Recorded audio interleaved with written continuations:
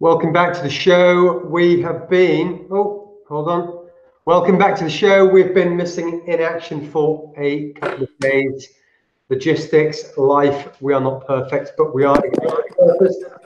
Episode 174, where, as always, we talk longevity through a healthy lifestyle, a mix of mental, physical, spiritual knowledge, the mind, body, soul, trifecta. And today we're going to talk about GOOP. Now, I think GOOP might be a band or a social platform or something, but I'm talking about the good opinion of other people. How in life we rarely consider as a first choice how things are going to affect us, but we're more concerned about what other people think and will say about what we do and our actions and our behaviors and our habits and our routines and our diets. We're more bothered about what Bill and Jimmy and fricking Chad say about it rather than what it means to us. So, Max, I'm sure you've got something to say on the subject. Oh man, this one ties into so many shows we've done, but you know, the good thing about it is it's all interconnected, and we have the power to try and overcome that. Now, recognizing that you're doing this is probably step one, and I think as human beings and social butterflies as we all are, I don't even think most of us know we're doing it until it's too late. And I mean Yeah, that by saying too late as in you've gone through life appeasing others, and in the end you're now a certain age and you've actually done nothing you even wanted to do in life, and maybe it's too late, maybe it's not. I get that a lot from older people that I talk to about life, John, and I've been trying for the last, well, 10 years for sure, but for sure the last 3 years, 3 years, like uber hard to get over this. You know what I mean? And it's not they're going to get over it, but um, become conscious trying about to, what you're doing it. yeah, like trying to force myself to be in those positions where, for example, you're on a subway or something and you just start doing something stupid, right? Hey, you're good. People are going to notice you now, or I start singing, or you start talking on the phone loud, something that puts you so far out there that the sweat's dripping down your face, but you're absolutely forcing yourself to go through that, to Yeah, not care. yeah. I actually thought you were going to say something completely different today, which just goes to show that we can speak to each other every day for a year and still surprise each other. I'm going to touch briefly on something that I've mentioned before, which is about how imagine that we're living life in a movie and this is all one big massive movie set, and you are the star of the show. And you are the star of your own show. You are the number one. You've got a couple of supporting actors. There might be the wife or the husband or the kids, maybe mum and dad. But beyond that, and even cousins and uncles and things, they're all pretty much supporting actors in your movie. Now, whereas you are the center of your movie, you are the leading actor or actress. Your uncle or your third removed sister-in-law or Billy from the fish and chip shop, they are also the center of their movie, their world. So, you know, whereas we like to think that Billy or Sally or fricking Ted care about what's going on in our world, and so we worry about what they might think or what they might say or what they might tell to Margaret down the street. In all honesty, 99% of it doesn't even enter. It might go in one ear and out the other, but it doesn't really register because they are the center of their show, and they're more worried about what you're saying or not saying, or what you're thinking or not thinking about them. So, so they're going right. Yeah, they're more bothered about what's going on in their world. I think I screwed that up a bit, but you get my drift. Um, it's not easy because we're programmed to jump through hoops of certain lives, to behave in a certain way, to get married, to have 2.4 children, to go through school, go to college, get the debt, get a job you don't like. Can you imagine going to a job your whole life you don't like, and all the rest of it? And when those of us don't do that, it kind of puts people on the back foot. It's uncomfortable. So because we may be doing things which aren't the norm, we're super worried about what other people may or may not think of us. And in all honesty, I think those people who vocally they disagree, they don't like it, they slag you off, there's probably very little going on in their world, and it just reflects what's missing in their part of the puzzle. So, Max, your turn. I'm gonna leave you with a story that a good friend of mine told me last night about. I guess in the end it would be regret, John. So for us living our lives, because since we've talked about this before, we've talked about, the biggest of big superstars who have died recently. They're in the news for 12 to 24, maybe 48 hours, Yeah. and then we're on to the next. So why do we think we're so important, right? And it goes back to it's how it's programmed in us since birth, man.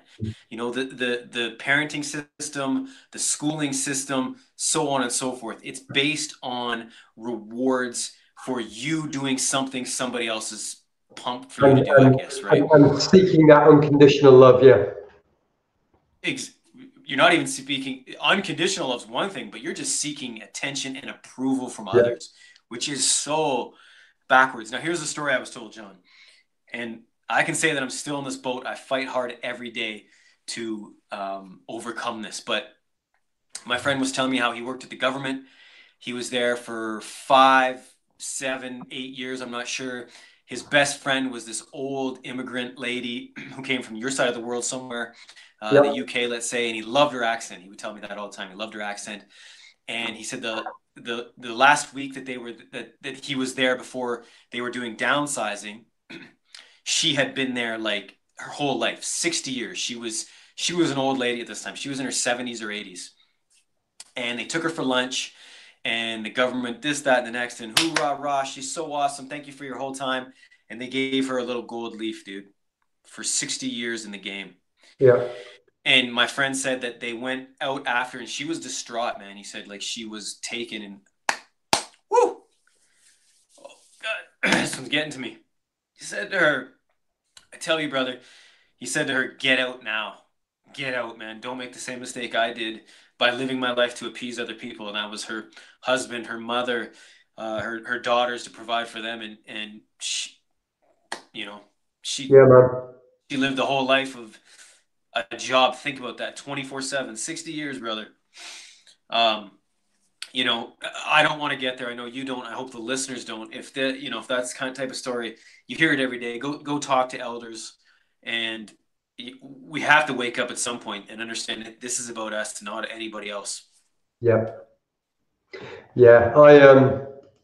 Man, I hear that, and I'm not sure I've got a story or anything much at all to follow on from it. I was in the military for 13 years, and it's the same. It's all going rosy and it's all great until the day you say, "I've had enough," and then you go from being a fucking AY soldier, you're right at the top, you're ticking all the boxes, promotion, all of it, and the day you say, "No, thank you, I've done my bit. It's time to move on," you're pushed aside, and they don't care, and you go and you leave the army. And although there's some training, that's it. It's done. They don't care. And that's the same whether you work at the government, whether you work at frickin' Barclays Bank, and any company with more than a couple of employees. It's you're there to make revenue for them to get the job done. And if something you and I talk about all the time, John, is that movie, The Matrix. If you go to when Neo woke up and he just looked up and down and side to side, and it was hundreds and hundreds of thousands of humans just being reproduced. When I leave, somebody's going to take my place, John. When you leave, somebody's Yeah, going to take your place. And then when they go, it's just so if that is the case, if we do believe we're in something like the Matrix, why don't we make a hard left or a hard right and get off this terrible, I don't want to say terrible, but the trajectory we're on, right? yeah. Yeah, they call that a sci-fi movie, and I heard it described this week as a documentary. Amen.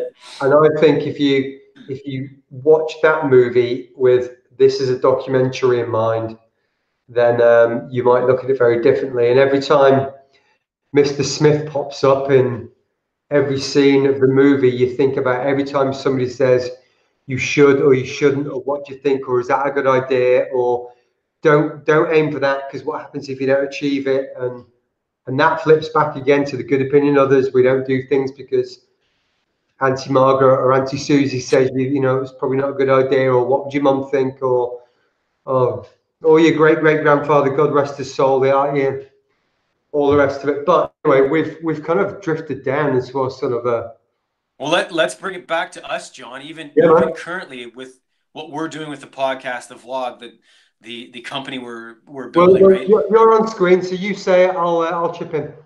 Okay, you know, John and I are um, for a lot of the time we're like a kid on Christmas Eve, and we're just in creation mode, and we're just going forward. It's not until we think of, well, how would so and so do this, that we get into a funk. Yeah. And again, if we just, which we are doing, but when we just keep pushing forward like a kid, not knowing, it is the best answer, because the minute we think somebody knows better, or Susie's going to tell us how, or maybe Bob's got a better way than John and I thought, we now gave up our power, and we almost have an excuse to put it on them to make us who we need to be. And that's just not the case. Yeah. And it's not that we don't care where we're going, but we don't know where we're going, and we don't know where the end goal is. And today it's here, and then 3 steps forward and something changes if we take a right fork. And we've just got uber patience. You know, we're both in our 40s. Max won't admit it, but I think he is. But it takes as long as it takes, and the joy is in the journey. The joy is in the learning. And I don't care if we've got 50 followers or 50 likes or 5 million. It's irrelevant. It really, really doesn't matter to me. It's about having found this phase in my life when it's about giving service to others, wanting to share life's experiences and ups and downs with a hope to just maybe motivating somebody to question why they behave in a certain way, or question why they do something each and every day. Yeah, we wake up, we hit the alarm, we check Facebook, we check Twitter, we check Instagram, we get up, we go to the bathroom, we clean our teeth with our right hand, and we start top left hand corner, and then we get dressed, we go downstairs, we have the cup of coffee, we have the slice of toast, we watch the news again, or we check the emails and the texts, and we jump in the car, we drive to work the same way with the same people, the same conversations, the same problems. And this just goes on and on and on and on and on, and then you die. You know, realizing your own mortality is a good thing. But to be able to wake up one day and, do you know what, I'm going to get out the right-hand side of the bed instead of the left. I'm going to drive to work around the coast road rather than over mountain. Do you know what? I'm not going to have tea and toast in the house. I'm going to go to Starbucks, and I'm going to go chat to somebody I've never spoken to. If we can inspire people just to make those tiny little changes, you might meet the girl of your dreams or the boy of your dreams. You might meet the mentor you've been looking for 25 years, who's going to say, have you thought about starting your own business? I'll give you a hand. And who knows what can happen when we go through life and we just see the same things every day. And you might be happy with that, but I would really freaking question anybody who says they're super content with that. You know, where's the excitement? Where's the surprise in each and every day? So I agree with that's that what one, I try to do. And so I don't care if we've got 5 likes or 5 million. It really doesn't matter. If somebody says, John, Max, thank you. Something you said in that podcast last night, it motivated me or inspired me to do something, to sign up for a course or to go for a run or to put the trainers on and go for a walk. It doesn't matter. So I'm going to shut up now. This was only supposed to be a really short podcast. So I'm going to let Max finish it up, and then I'm going to go to bed because it's past my bedtime. I don't even know if we can do short anymore, John. I think we're getting too happy with hearing ourselves talk all the damn time. And I agree with you. I mean, don't get me wrong. We live in this matrix, whatever we want to call it, and there is a monetary requirement there. But you know, the emails we get, the video calls we're on where people just say, yeah, thank you. You know, oh, I never thought of it like that. Yeah, you're right. If I added a juice or if I added some more veggies, you know, just those little things, that karma, that goes a long way. I mean, money helps too, but the karma and putting out the purpose and the goodness out there is a beautiful thing. And that's what we aim to do and continue Indeed. to do. Okay, beautiful Indeed. people. Good night. John's going to bed. He might get lucky tonight. Who knows? But we're going to have, we will see you tomorrow. Okay. Ciao. See you tomorrow. Bye.